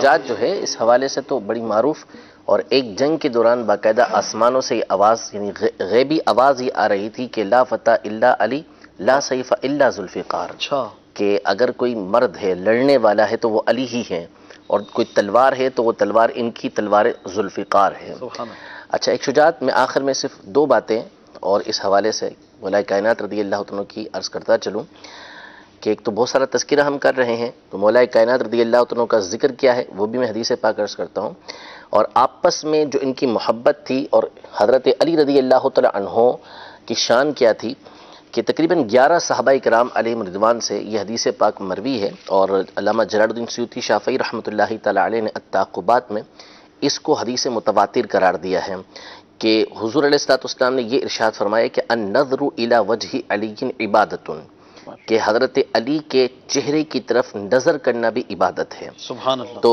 حضرت عائشہ رضی اللہ تعالی عنہا یہ روایت کرتی ہیں کہ حضرت ابو بکر رضی اللہ تعالیٰ عنہ بہت زیادہ حضرت علی رضی اللہ تعالیٰ عنہ کے چہرے کو دیکھا کرتے تھے، اچھا، یکسر النظر الی وجہ علی، تو انہوں نے ایک مرتبہ پوچھا کہ آپ بہت زیادہ ان کو دیکھتے ہیں، تو اس پر حضرت ابو بکر رضی اللہ تعالیٰ عنہ نے یہ حدیث بیان کی کہ میں نے سنا ہے حضور علیہ الصلوۃ والسلام نے ارشاد فرمایا کہ النظر الی وجہ علی عبادت، کہ علی کے چہرے کی طرف نظر کرنا بھی عبادت ہے۔ سبحان اللہ۔ ان کے چہرے کی طرف نظر کرنا عبادت ہے، بلکہ مسند الفردوس کی حدیث مبارکہ ہے، ارشاد فرمایا کہ ذکر علی عبادت، کہ حضرت علی کا ذکر کرنا بھی عبادت ہے۔ سبحان اللہ، ہم تو دیکھ نہیں سکتے ہیں یوں، جی، ہمارا بھی کام بن گیا۔ تو اس کی تشریح میں یہی بات کی گئی کہ آپ سے مروی حدیثیں بیان کرنا، آپ کا ذکر خیر کرنا، آپ کی حکمت والی باتیں بیان کرنا، آپ کے فضائل و کمالات بیان کرنا، یہ سارا ذکر علی کے اندر آتا ہے۔ جو کچھ اس وقت کیا گیا وہ اللہ اور اس کے رسول کی فرما برداری کی گئی، تو اس کا مطلب ہے کہ وہ عبادت کی گئی ہے۔ سبحان اللہ، ان کی آپس میں محبت بھی اس سے ظاہر ہوتی ہے جی۔ کہ حضرت ابو بکر مولا علی کو دیکھ رہے ہیں، سبحان اللہ، اور مولا کائنات کو کہا جا رہا ہے کہ یہ دونوں جو ہیں وہ جنتی لوگوں کے سرداروں میں سے ہیں، تو یہ ان کی آپس کی محبتوں کی کیا بات ہے، سبحان اللہ۔ ایک بات عرض کرتا چلوں یہاں پہ نا، حضرت علی رضی اللہ تعالیٰ عنہ سے محبت کرنے کا ایک پیغام ہمیں ان کی سیرت پہ بھی عمل کرنا چاہیے۔ آپ ایک موقع پر، جنگ کے موقع پر آپ بالکل اس دشمن پر غالب آ گئے تھے، اس کے اوپر بیٹھ کے گئے، تو اس نے عین جنگ کے موقع پر نا اس نے آپ پر تھوک پھینک دیا، تو آپ اس سے پیچھے ہو گئے، اس کو مارنے سے پیچھے ہو گئے۔ جب آپ سے وجہ پوچھی گئی تو آپ نے یہ ارشاد فرمایا کہ میں پہلے جو لڑ رہا تھا وہ محض اللہ کے لیے، اب جب اس نے مجھے اور طیش میں لے آیا اور غصہ دلا دیا تو اب اس کے اندر میرا اپنا انتقام بھی شامل ہو گیا تھا، تو میں پیچھے ہو گیا۔ یعنی یہ ایک بات اور یہ ایک درس، اخلاص ہے، یعنی اپنی ذات کے لیے دشمن کو بھی چھوڑ دیا۔ پیغام صرف درس اتنا ہے کہ آج کئی ہم رشتے آپس میں توڑ کے بیٹھے ہیں، بہن بہن سے جدا، بھائی اپنی بہنوں سے لڑے ہوئے، اپنی ذات کے لیے ایسے انتقام اتنے، حالانکہ وہ حضرت علی سے محبت کرنے والے، یا علی ہر وقت پکارنے والے، تو ایسا خدا را ان کی سیرت پہ بھی ہمیں عمل کرنا چاہیے، اور ہم عفو اور درگزری سے کام لیتے ہوئے اگر کوئی ایسے معاملات ہیں تو اپنے انتقام کو اس آگ کو ٹھنڈا کریں اور صلح کی طرف قدم بڑھائیں، صلح کی ان طرف کے ساتھ چلیں۔ محبت رکھیں۔ اور یا علی پکارنے کی بات کی تو یا علی پکارنا جائز ہے، اور آپ بار بار مولا علی، میں بھی مولا علی کہہ رہا ہوں، یہ مولا علی کا مطلب کیا ہے؟ یہ تو حدیث پاک کہ من کنت مولاہ فعلی مولاہ، کہ جس کا میں مولا ہوں اس کا علی مولا، یعنی اس کے مددگار، اس کے ناصر حضرت علی رضی اللہ تعالی عنہ ہیں۔ مولا سردار کو بھی بولتے ہیں، مددگار کو بھی بولتے ہیں، آقا کو بھی بولتے ہیں، تو یہ تو حدیث پاک کے مطابق جو ہے وہ آپ کو مولا، یہاں سب معنی مراد لیے جا سکتے سب لیے جا سکتے ہیں۔ یہاں پہ محبت والا اور مددگار، یہ سارے معنی اس کے اندر آتے ہیں۔ ہیں کہ دعوت اسلامی نے الحمدللہ 2121 مسجدیں الحمدللہ بنانے کا جو عزم کر رکھا ہے، اس پر کیا فرمائیں؟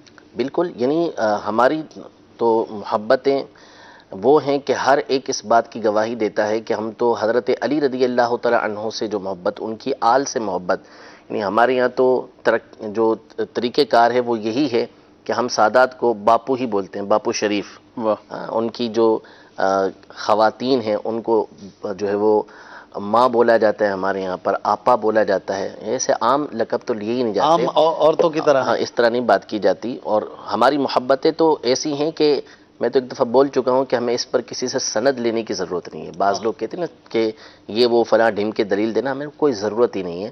ہم جن سے محبت کرتے ہیں ہمیں انہی سے سند چاہیے، انہی سے صلہ چاہیے، ان کے نانا سے صلہ چاہیے، باقی کسی ایرے غیرے سے ہمیں کوئی تعلق نہیں ہے.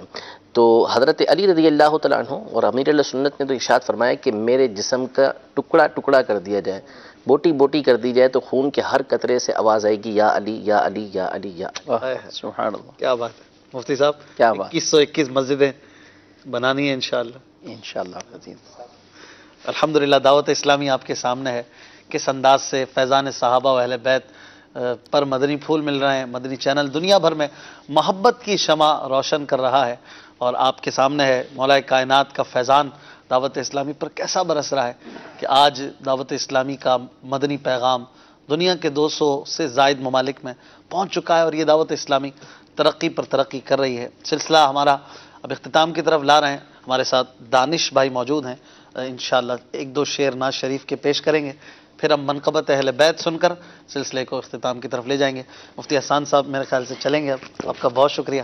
صلو علی الحبیب صلی اللہ تعالی علی محمد صلی اللہ علیہ وسلم. جزاک اللہ.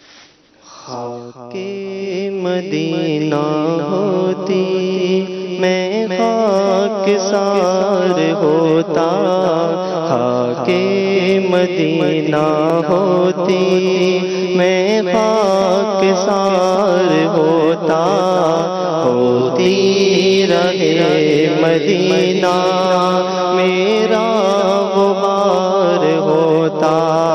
آقا اگر کرم سے طیبہ مجھے بلاتے، آقا اگر کرم سے طیبہ مجھے بلاتے، روزے پر صدقے ہوتا، ان پر نثار ہوتا، روزے پر صدقے ہوتا، ان پر نثار ہوتا. وہ بے کسوں کے آقا بے کس کو گر بلاتے، وہ بے کسوں کے آقا بے کس کو گر بلاتے. کیوں سب کی ٹھوکروں پر پڑھ کر خمار ہوتا، خاک مدینہ ہوتی میں خاک سار ہوتا، ہوتی رہے مدینہ میرا غبار ہوتا. میرے حسین تجھے سلام، میرے حسین تجھے سلام، میرے حسین تجھے سلام، میرے حسین تجھے سلام. السلام یا حسین، السلام یا حسین، السلام یا حسین، السلام یا حسین. جن کو خط لکھ کے کوفے بلایا گیا، اور بلا کر کے ناحق ستایا گیا، جن کو خط لکھ کے کوفے بلایا گیا، اور بلا کر کے ناحق ستایا گیا، جن کے بچوں کو پیاسا رلایا گیا، جن کو بیٹھے بٹھائے ستایا گیا، اس حسین ابن حیدر پہ لاکھوں سلام. میرے حسین تجھے سلام، میرے حسین تجھے سلام. جس نے حق کربلا میں عطا کر دیا، اپنے نانا کا وعدہ وفا کر دیا، جس نے حق کربلا میں عطا کر دیا، اپنے نانا کا وعدہ وفا کر دیا، سب کچھ امت کی خاطر فدا کر دیا، گھر کا گھر سب سپرد خدا کر دیا، اس حسین ابن حیدر پہ لاکھوں سلام، میرے حسین تجھے سلام، میرے حسین تجھے سلام، کر چکا وہ حبیب اپنی حجت تمام، دے کے اللہ اور اپنے نانا کا نام، کر چکا وہ حبیب حجت تمام، لے کے اللہ اور اپنے نانا کا نام، کوفیوں کو سنایا خدا کا کلام، کوفیوں کو سنایا خدا کا کلام، اور فدا ہو گیا شاہ عالی مقام اس حسین ابن حیدر پہ لاکھوں سلام، میرے حسین تجھے سلام، میرے حسین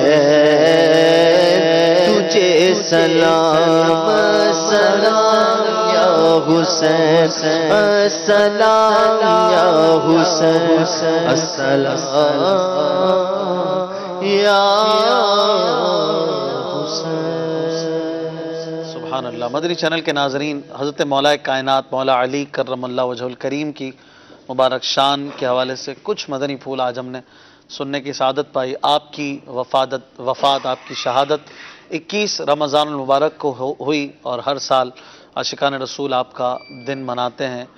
آپ کو شہید کرنے والا عبد الرحمن ابن ملجم، یہ بڑا بدبخت ایک شخص تھا، خارجی، اس نے آپ کو شہید کیا اور بہت بڑے عذاب سے خود کو دوچار کیا، اور اس کے بہت سارے خرابیاں، اس کے عذابات کتابوں میں ملتے ہیں۔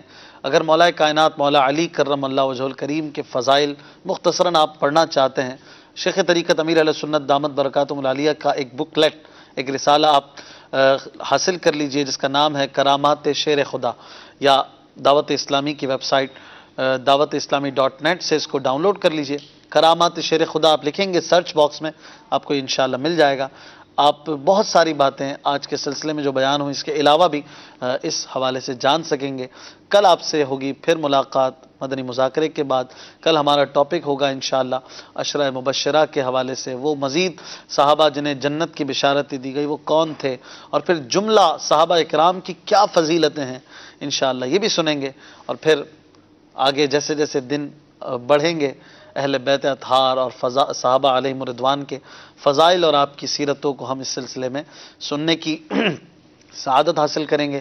آپ رہیے گا ہمارے ساتھ، مدنی چینل دیکھتے رہیے، اپنا بہت خیال رکھیے گا۔ کل دوپہر تقریباً 4 بجے یہ سلسلہ ریپیٹ ہوتا ہے، آپ نشر مکرر میں بھی اسے دیکھ سکتے ہیں۔ صلو علی الحبیب صلی اللہ تعالی علی محمد صلی اللہ علیہ وسلم۔